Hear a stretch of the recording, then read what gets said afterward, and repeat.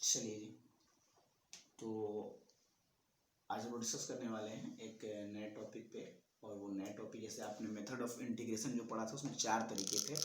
पहला था method of inspection था, वो 7.1 में, वो तो थोड़ा सा था, उसको देख लें। उसके बाद था कि इंटीग्रेशन बाय सब्स्टिट्यूशन, आपने 7.2 में देखा।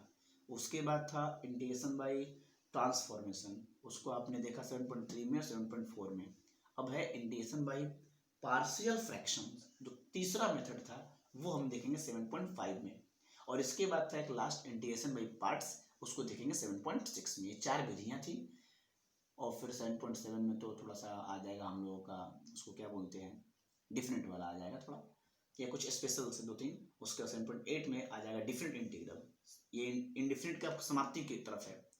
तो 7.5 में हम लोग पढ़ने वाले इंटीग्रेशन बाय पार्शियल फ्रैक्शन। तो सबसे पहले पार्शियल फ्रैक्शन से पहले आपको जानना होगा कि रेशनल फंक्शन के बारे में। परिमेय फलन, परिमेय संख्या आप जानते हैं, परिमेय संख्या किसको बोलते हैं, जो p बटा q के रूप में हो। तो वैसे ही ये देखिए, ये संख्या है, अगर इसी में हम इसको फंक्शन जैसा लिख दे, मैंने ऊपर px नीचे qx, px समझ रहे ना, px gx हम लोग किसी बहुपद को दिखाते हैं। तो अगर p बटा q के जगह पे ना, जैसे 5/6, तो ये अंक है, जिसको हम बोलेंगे परिमेय संख्या। लेकिन ये अगर ऐसे हो जाए कि 5x² + 2, नीचे में हो जाएगा मान लीजिए 3x + 4, तो ये भी देखिए एक बहुपद, ये भी एक बहुपद, यानी ये px और ये हो गया qx। तो अगर कोई भी मतलब बहुपद इस प्रकार से हो, px बटा qx के रूप में हो, परिमेय संख्या के रूप में हो, परिमेय, तो उसको बोलेंगे रेशनल फंक्शन। तो वही हमें पढ़ना है, आज का टॉपिक है। और ये भी 2 प्रकार के होते हैं, परिमेय संख्या 2 प्रकार के होते हैं ना।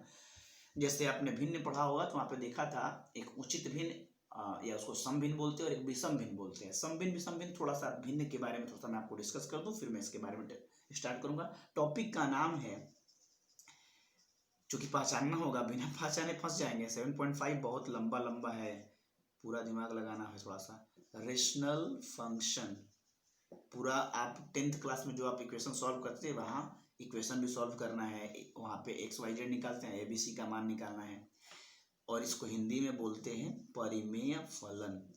ठीक है, तो पहले थोड़ा सा शॉर्ट में इसको हम समझ लें। यहाँ पे एक चीज और, परिमेय फलन समझ गए ना। परिमेय फलन मतलब फंक्शन हो जाएगा, परिमेय संख्या था तो वह नंबर आता था, फलन हो गया तो आप फंक्शन आएगा, और कुछ नहीं, नया क्या है, हो गया।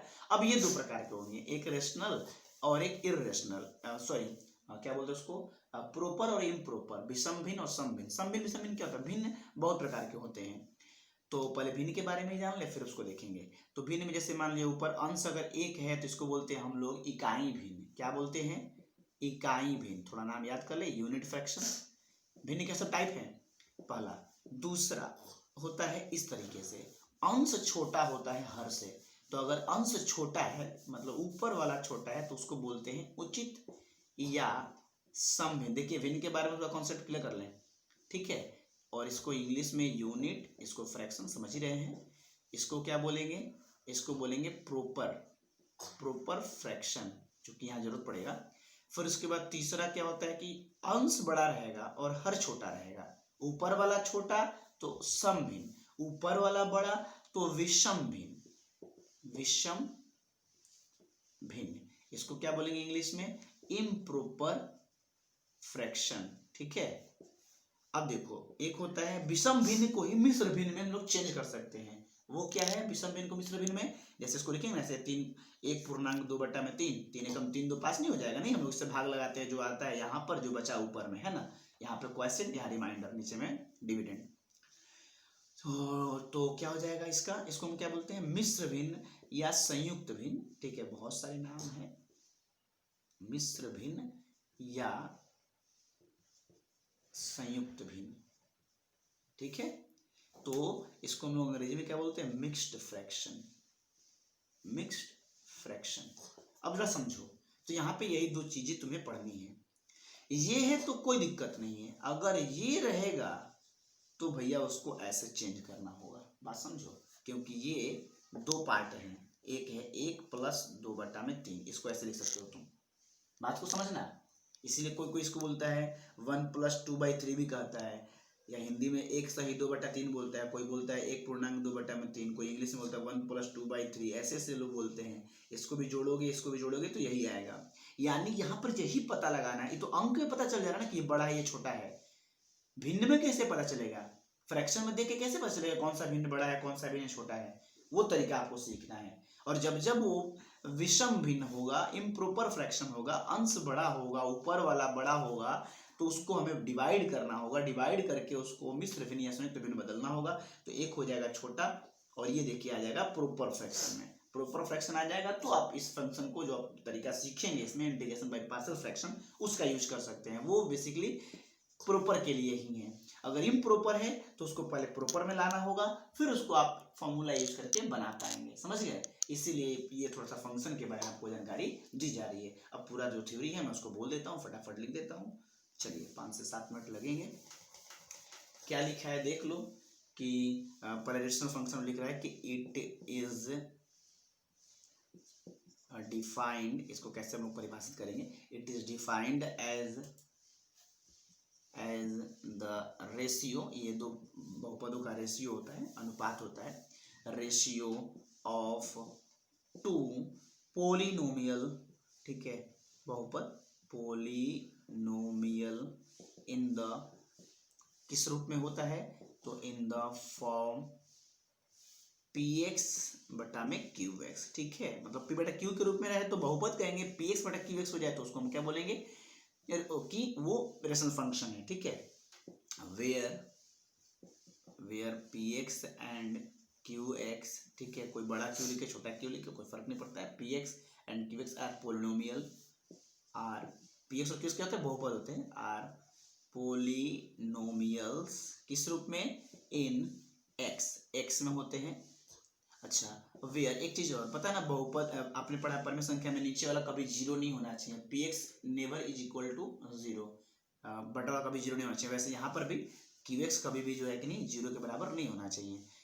तो वेयर में क्या लिख देंगे कि एक शर्त टाइप का है, एक कंडीशन है कि where qx is not equal to zero. बस वही बात है कि रेशनल फंक्शन एक प्रकार का क्या है, एक बहुपद है, कैसा बहुपद, सॉरी एक अनुपात है, किसका अनुपात, तो दो बहुपदों का अनुपात है, जैसे px और qx इस रूप में होगा तो उसको रेशनल फंक्शन के नाम से जानेंगे, और नीचे वाला जीरो नहीं होना चाहिए बस।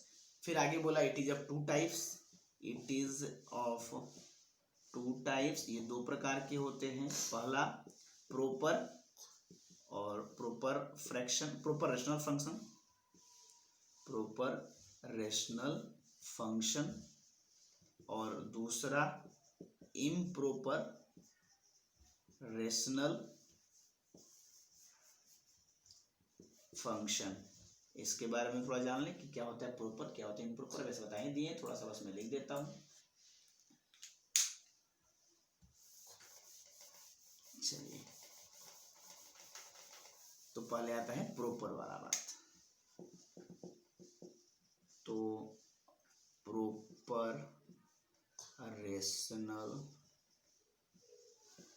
फंक्शन हिंदी में क्या बोलेंगे, उचित या सम, ठीक है, परिमेय फलन। इसमें स्पष्ट बात है कि अगर कोई रेशनल फंक्शन दिया है px बटा में qx के रूप में, और वहां पे ऊपर वाला मतलब जो फंक्शन है वो अगर छोटा हो किससे, नीचे वाले से, माने अंश छोटा होना चाहिए, बस ध्यान रखें, अंश मतलब ऊपर वाला जिसको न्यूमरेटर बोलते हैं हिंदी में। क्या लिख दिया है, अब देखिए यहाँ पर अंक नहीं है कि आप इसको देखेंगे तो यहाँ कैसे बड़ा छोटा पता चलेगा, पावर से पता चलेगा। तो वही यहाँ पर लिखा हुआ है, ये तो आपको एक नोटेशन टाइप में बता दिया, स्पष्ट नीचे लिखा हुआ है कि इफ द डिग्री, डिग्री मतलब घात, नीचे द्विघात है ऊपर में रैखिक है तो पता चल गया, मान लीजिए देखो अब x+2 नीचे में x² + 4, पता चल गया कि छोटा है क्योंकि ये रैखिक है, ये द्विघात है, दो घात वाला है। घात के आधार पे यहाँ डिसाइड करेंगे कि कौन बड़ा है कौन छोटा है, ठीक है। अगर मान लो ऊपर में 3 घात आ गया तो ऊपर वाला बड़ा हो गया, ठीक है, घात के आधार पे देखना है। वही लिखा है कि इफ द डिग्री, डिग्री मतलब घात, ठीक है, डिग्री मतलब घात, if the degree of px, px का जो घात है, if the degree of px is less than, छोटा हो, less than the degree of, किसके डिग्री से छोटा हो, then the degree of qx, अगर px का घात qx के घात से छोटा हो, ठीक है, qx, then the rational function, तो उस रेशनल फंक्शन को हम क्या बोलेंगे, the rational function is called as, बात समझ में है, proper rational function, proper rational function. कोई दिक्कत, मैंने नोटेशन स्पष्ट लिख दिया कि अगर px qx से छोटा हो, क्या छोटा हो, अंक नहीं देखना है, यहाँ पे घात देखना है, डिग्री के आधार पे हम लोग डिसाइड करेंगे। अगर इसका डिग्री, इसका घात, इसके घात से छोटा है तो हम उसको बोलेंगे प्रॉपर रेशनल फंक्शन। जस्ट इसका उल्टा क्या है, इसी पे चेंज कर देते हैं। दूसरा इम्प्रॉपर, इम्प्रॉपर मतलब अनुचित या विषम, जो कहिए, हिंदी में अनुचित भी कहीं कहीं लिखना मिलेगा, उचित का उल्टा अनुचित और सम का उल्टा विषम, अनुचित या विषम परिमेय फलन।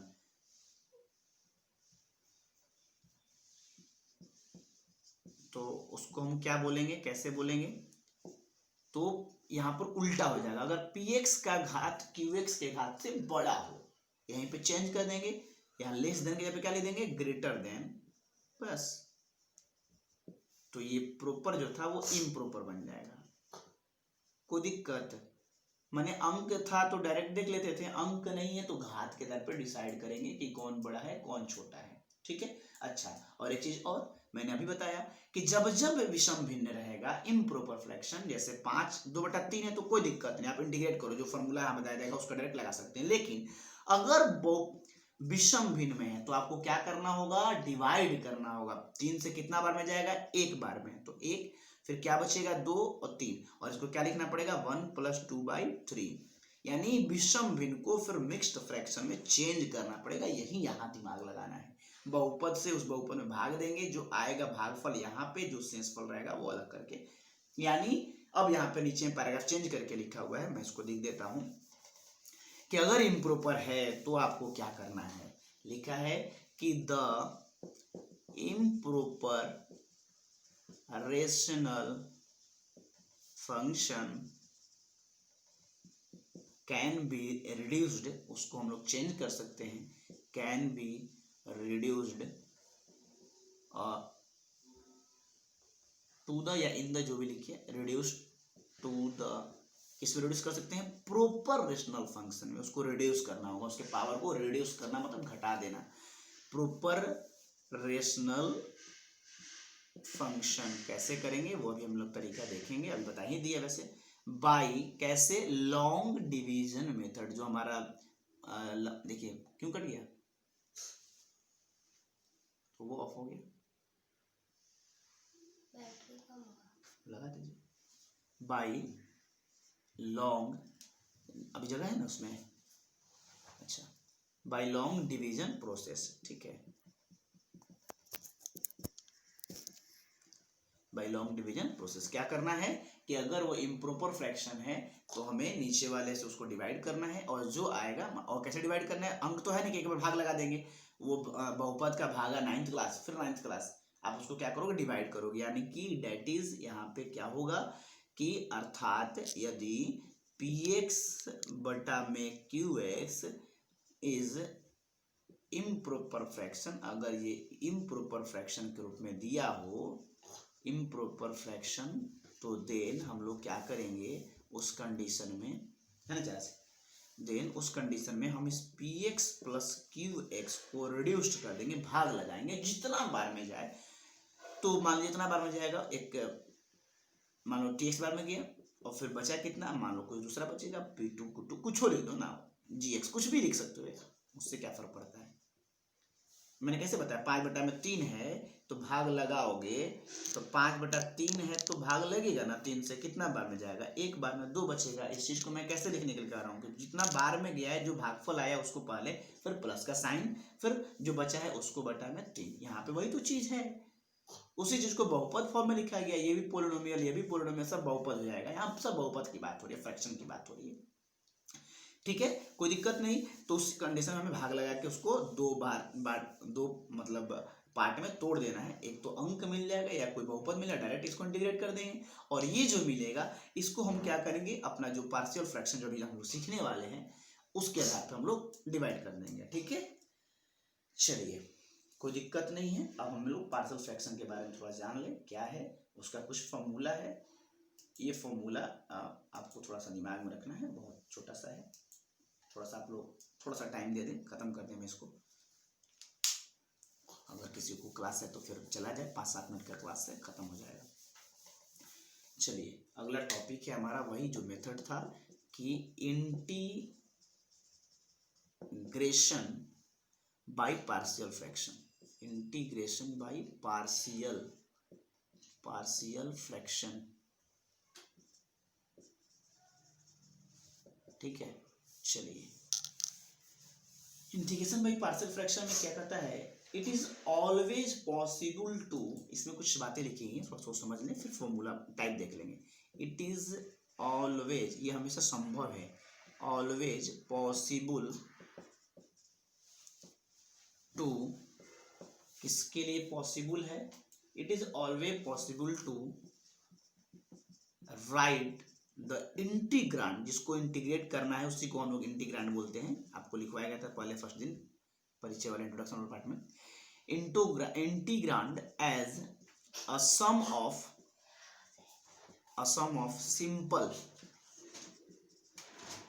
सिंपल या सिंपलर रेशनल फ्रैक्शन या फंक्शन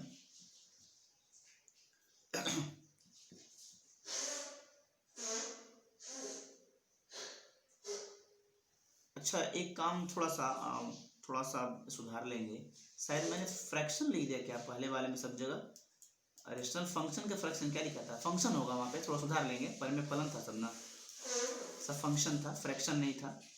अगर कहीं फ्रैक्शन लिख दिया होगा तो आप लोग सुधार लेंगे, थोड़ा सा लग रहा है कि फ्रैक्शन ही लिख दिया था, तो आप उसको थोड़ा सा उसको मिस्टेक है वो सुधार लेंगे। इसके पहले जो हम पढ़ रहे थे क्या क्या था वो सब थोड़ा मैं फिर से लिख देता हूँ। रेशनल फंक्शन पढ़े हम लोग, फलन पढ़ना था ना, रेशनल फंक्शन, फिर इसके दो टाइप थे, एक था प्रॉपर, तो वहाँ शायद मैंने लिख दिया फ्रैक्शन लिख दिया है, उसको सुधार लेंगे, प्रॉपर रेशनल फंक्शन होगा, ठीक है, प्रॉपर रेशनल फंक्शन, और इम्प्रॉपर, हिंदी में मैंने लिखा था सही, वो अंग्रेजी में थोड़ा सा मिस्टेक हो गया, ध्यान नहीं दिया गया, इम्प्रॉपर रेशनल फंक्शन, ठीक है, फ्रैक्शन नहीं, ध्यान से, फंक्शन फलन, ओके। चलिए यहाँ जो विधि है उसका नाम है पार्शियल फ्रैक्शन, ठीक है।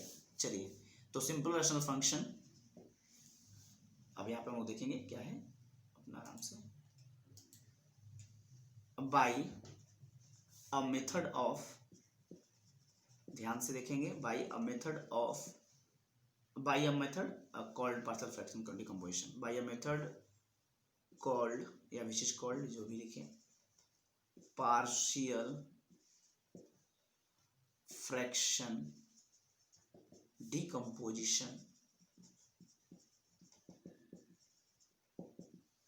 फिर उसके बाद लिखा है कि एंड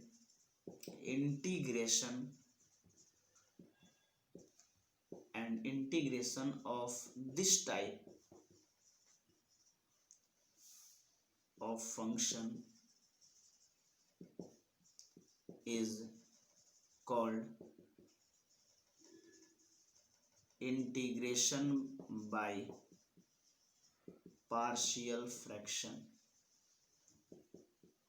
देखिए इसमें पूरी कथा क्या है, बस यही उसके बारे में थोड़ा सा थ्योरी था, लिख रहे ना कि it is always possible to write the integrand. इस विधि में हम लोग क्या करते हैं, अक्सर अधिकांशतः इंटीग्रांड को, जिसको हमको इंटीग्रेट करना है, पता नहीं जिसको इंटीग्रेट करते हैं उसी को हम लोग इंटीग्रांड बोलते हैं, इंटीग्रांड है, तो हमेशा कहता है कि इस विधि में इंटीग्रांड को सिंपलर रेशनल फंक्शन में हम लोग क्या करते हैं, सिंपलर रेशनल फंक्शन के सम के रूप में उसको हम लोग, थोड़ा सा रोक दीजिएगा। चलिए जी, तो बात समझ आ रही है, मैंने क्या कहा आपको कि इस विधि में कैसे प्रयोग करना है आपको, तो स्पष्ट लिख रहा है कि it is always possible to, ये हमेशा संभव है कि इंटीग्रांड को किस रूप में, तो सम ऑफ सिंपलर रेशनल फंक्शन, कोई भी आपको अगर इंटीग्रांड दिया है रेशनल फंक्शन के रूप में है तो आप उसको सिंपलर रेशनल फंक्शन के जोड़ के रूप में लिख सकते हैं। जैसे मैंने बताया कि अगर विषम भिन्न हो तो आप उसको दो भिन्न के रूप में तोड़ सकते हैं, जैसे अभी आपको स्टार्टिंग में मैंने बताया था कि भैया अगर px बटा में qx के रूप में हो तो आप इसको डिवाइड करके, कब, जब ये इम्प्रॉपर रेशनल फंक्शन हो तो आप ऐसे लिख सकते हो ना, डिवाइड को तो कुछ बात कुछ बार में कटेगा ना, तो वो आपको भागफल हो जाएगा, फिर जो शेषफल बचेगा वो आपका ऊपर हो जाएगा। मान लीजिए P2x दे देते हैं, या उसको कुछ और नाम दे देते हैं, GX दे देते हैं, कुछ भी बटा में QX, इस प्रकार से आएगा ना। तो कह रहा है कि किसी भी इंटीग्रांड को हम लोग सिंपलर रेशनल फंक्शन के सम के रूप में लिख सकते हैं, और इस विधि का नाम है पार्शियल फ्रैक्शन डिकम्पोजिशन। माने पार्शियल मतलब क्या होता है, अंशतः होता है, अंशतः उस भिन्न को हम लोग तोड़ सकते हैं, तोड़ देंगे, और उसके बाद कहता है कि an integration of this type of function, और इस तरह के फलन का इंटीग्रेशन जो है करने की जो विधि है उसी को बोलते हैं इंटीग्रेशन बाय पार्शियल फ्रैक्शन। ठीक है, मतलब पार्शियल फ्रैक्शन डिकम्पोजिशन से जो फंक्शन आया हुआ है उसको इंटीग्रेट करने की विधि को ही पार्शियल फ्रैक्शन के नाम से जाना जाता है। अब उसको कैसे हम लोग पार्शियल फ्रैक्शन में यूज करते हैं, कुछ तरीका है, कम से कम 5 आपको फॉर्मूले दिए गए, टाइप दिए गए कि इस टाइप के फंक्शन रेशनल रहेगा, तो उसको इस प्रकार से आप उसको क्या कर सकते हैं, लिख सकते हैं। वो जरा आप ध्यान दे दें, बस आपका काम हो जाएगा। और उसको ध्यान में रखना होगा हमेशा, मैं जैसे कह रहा हूँ उस तरीके से आप उसको दिमाग में बिठाने का प्रयास करें। ठीक है, क्या होता है जरा ध्यान से देखिएगा।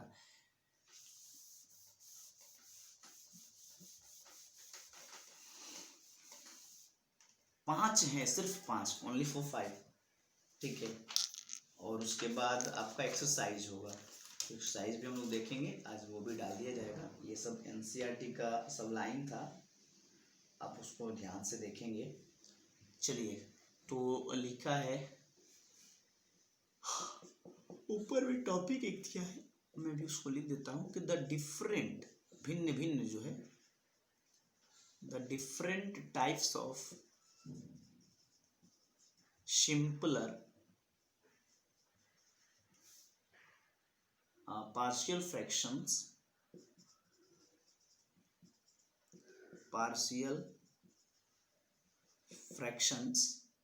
that are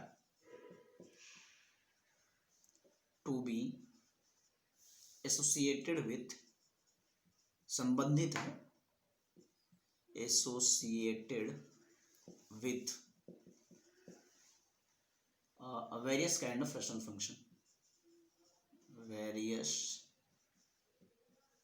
kind of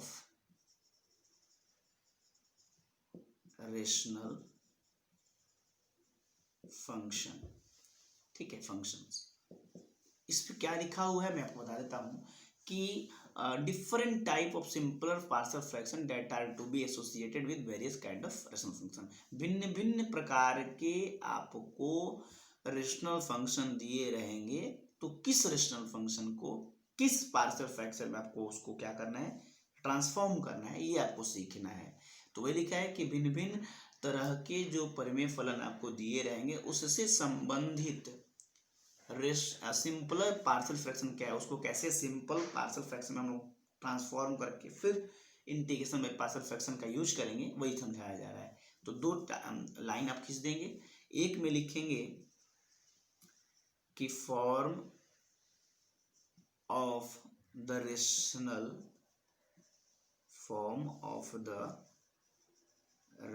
function, ये हो जाएगा। इधर लिखेंगे रेशनल फंक्शन के इस तरह के रेशनल फंक्शन रहेंगे, और उस रेशनल फंक्शन को किस पार्शियल फ्रैक्शन के फॉर्म में चेंज करना है, इधर लिख देंगे form of the partial fraction, function को फ्रैक्शन में चेंज करना है। पहला, ध्यान से लिखेगा, अगर इस तरीके से लिखा हो px प्लस क्यूब और बटा में x माइनस a और x माइनस बी, बड़ा ध्यान से देखिएगा। ठीक है, माइनस a माइनस बी अगर नहीं है तो माइनस के रूप में आपको लिखना पड़ेगा। जैसे सपोज किया जाए अगर वो x प्लस 5 हो तो आप कहेंगे सर ये तो x माइनस a होना चाहिए था, तो कोई दिक्कत नहीं है, यहाँ x प्लस a रहे या x माइनस a रहे तो आपको परेशान होने की ज़रूरत नहीं है। आप डायरेक्ट उसको मतलब ये लिख दिया कि आप इस तरह से इसको ट्रीट करेंगे, x minus a x minus b। तो अगर मैं चाहूँ तो नहीं लिख सकता हूँ, x माइनस 5 लिख दूंगा, क्या इस रूप में नहीं है, x माइनस a हो गया। हाँ, जहाँ a का जो -5 करेंगे, लेकिन इतना दिमाग नहीं लगाना आपको, बस सिंपल आपको ये मैंने क्या उसको उधर रैखिक बहुपद होना चाहिए बस। अब वहाँ प्लस ए है कि माइनस ए है ये आपको ध्यान देने की जरूरत नहीं, वो अपने आप बन जाएगा, ठीक है। चलिए, और एक बात और, यहाँ ए और बी बराबर नहीं होना चाहिए, अलग अलग हो। अगर सेम है तो फिर हम इसको क्या लिख सकते हैं, एक्स माइनस ए, और ये भी अगर एक्स माइनस ए ही हो जाए बराबर होगा तो ये तो एक्स माइनस ए का होल स्क्वायर हो जाएगा। तो इसको दूसरा तरीका है बनाने का, ठीक है। अभी अभी आपने देखा था, अभी जब 7.4 तक आपने पढ़ा तो इस तरह के प्रश्नों को कैसे हम लोग बनाते थे। जैसे आप क्वेश्चन नंबर 7.4 का क्वेश्चन नंबर 19 देख लीजिए, क्वेश्चन नंबर 13 देख लीजिए, क्वेश्चन नंबर 15 देख लीजिए, ठीक है। उसको वो इसी तरीके का क्वेश्चन था, लेकिन कैसे बनाते थे, नीचे वाले को गुना करते थे, गुना करके एक द्विघात बहुपद फाइंड करते थे, फिर ऊपर वाले को हम लोग पी एक्स प्लस क्यू था, इसको हम लोग ट्रांसफॉर्म करते थे किसके डिफरेंसेस से कितना कम या ज़्यादा है। अब कहता है कि नहीं नहीं, अगर वो इस रूप में दे दिया है तो आपको गुना वगैरह करने की जरूरत नहीं है, डायरेक्ट बना दीजिए। तो इसीलिए जितना आप पढ़ेंगे ना आगे उतने तरीके सीखेंगे और उतना आसानी से आप उसको सॉल्व करते चले जाएंगे। तो पहला तरीका है कि अगर ऊपर में कोई पी एक्स प्लस क्यू दिया हो, नीचे में गुणनखंड के रूप में हो, ये पूरे चैप्टर में यही है, गुणनखंड के रूप में दिया हो, ठीक है। तो आप इस पूरे, पहले क्या था केवल ऊपर वाले को चेंज करते थे, अब कहते नहीं पूरे इस रेशनल फंक्शन को आप इस पार्शियल फ्रैक्शन के रूप में चेंज कर सकते हैं। क्या, तो अगर 2 है तो 2 कांस्टेंट आएगा, सीधे इसके जगह पे ये लिख सकते हैं और दोनों को तुलना करके ए बी का निकाल करके मानक दीजिए। क्या है, ध्यान से, 2 है तो पहले ए लेंगे कांस्टेंट, तो पहला वाला x माइनस ए, फिर प्लस दूसरा कांस्टेंट लेंगे तो दूसरा वाला। ध्यान से बात को समझ लीजिए, नहीं समझिएगा तो फिर पड़ जाएगा फेरा में। ध्यान से समझिए, मैंने क्या कहा कि इस तरीके के रेशनल फंक्शन को इस रूप में लिखा जा सकता है। और इस तरह के, जैसे आप इसके जस्ट पहले 7.4 में आप ऐसे बनाते थे ना कि पी एक्स प्लस क्यू जो ऊपर था उसको हम नीचे वाले के डिफ्रेंसिएशन के साथ ऐसे लिखते थे, नीचे वाला का डिफ्रेंसिएशन प्लस बी, केवल इसको हम इस तरह से लिखते थे और सॉल्व करके ए बी का मान निकालते थे, फिर रख करके इंटीग्रेट करते थे। लेकिन यहाँ पे क्या कहते हैं, नहीं नहीं, नीचे वाले के साथ, नीचे वाला अगर इस रूप में हो तो आप उस पूरे चीज को ऐसे लिखेंगे, ए बटा में एक्स माइनस ए, बी बटा में एक्स माइनस बी। फिर दोनों को आप क्या करेंगे, जैसे मान लीजिए पी एक्स प्लस क्यू, मैं थोड़ा सा आपको हिंट्स किया रहा हूँ बस, एक्स माइनस बी, इधर बटा प्रकार जोड़ बनाएंगे, x minus a, x minus b, x minus a cut जाएगा, ऊपर में x minus b plus b, x minus b cut जाएगा तो ऊपर में एक्स माइनस ए, ये देखिए नीचे वाला कट जाएगा। अब इस चीज को आप सॉल्व करके ए और बी का मान निकालेंगे, फिर उसको यहाँ रखेंगे और जैसे ही रखेंगे तो इसको इंटीग्रेट करना हो तो आप डायरेक्ट इसको इंटीग्रेट कर सकते हैं। और इसको इंटीग्रेट करना कितना आसान है, कांस्टेंट तो बाहर आ जाएगा। अब 1/, मैंने कहा ना एक्स में कुछ जोड़े घटाए, इसको एक्स ही मान के चलो, तो 1/x का log x होता है, तो डायरेक्ट इसका इंटीग्रेशन, इसका डायरेक्ट इंटीग्रेशन, तो इंटीग्रेशन आसान हो जाएगा। समझ रहे हो, तो ये पूरा एक तरीका है, वो आप क्वेश्चन देखोगे तो समझ में आएगा। अभी मैं बताया कि इसमें हो क्या रहा है, सीधे इस चीज को ऐसे इंटीग्रेट कर देना है, मतलब इस चीज को आप ऐसे लिख सकते हो। अब किस तरह का कैसे लिखना है ये ध्यान से देखते चलो, नहीं तो भूल जाओगे। मैं जैसे कह रहा हूँ सुनो, 2 है तो 2 कांस्टेंट आएंगे, पहली बात। दूसरा क्या है, इसको जरा समझो।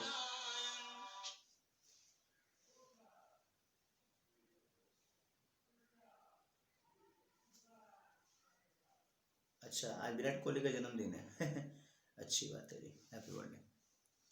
हाँ जी, अभी तो था कि ए और बी बराबर नहीं हो, अगर हो सकता है कि ए और बी बराबर हो जाए तो हम उसको कैसे लिख सकते हैं, अगर बराबर हो जाए तब तो वो हो जाएगा एक्स माइनस ए का होल स्क्वायर, क्योंकि दोनों सेम हो जाते हैं, एक्स माइनस ए तो एक्स माइनस ए का होल स्क्वायर। इसको कैसे लिखेंगे, ये नहीं कि इसको ऐसे लिख देंगे, नहीं नहीं, इसको ऐसे लिखना है कि पावर 2 है तो 2 कांस्टेंट आएंगे, लेकिन कैसे आएंगे, ध्यान से, पहले एक आएगा तो पहले इसको ए को लेंगे और फिर 2 मतलब पावर हो गया, तो फिर इसको कैसे लिखेंगे कि दोनों लिख देंगे पूरा। ऐसे ध्यान से सुनो मैं जो कह रहा हूं, तनी घबराओ नहीं।